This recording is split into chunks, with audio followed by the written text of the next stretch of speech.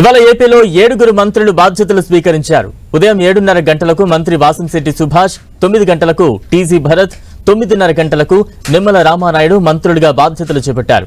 ఉదయం 10:30 గంటలకు మంత్రి ఆనం రామనారాయణ రెడ్డి, 10:35 మంత్రి సవిత మంత్రులుగా బాధ్యతలు స్వీకరించారు.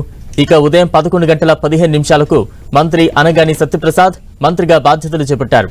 చిన్న మధ్య తరహా పరిశ్రమల శాఖ మంత్రి కొండపల్లి శ్రీనివాస్ కూడా బాధ్యతలు స్వీకరించారు. ఇక ఇవాళ సాయంత్రం 5 గంటలకు మంత్రి కందుల దుర్గేష్ బాధ్యతలు స్వీకరించనున్నారు.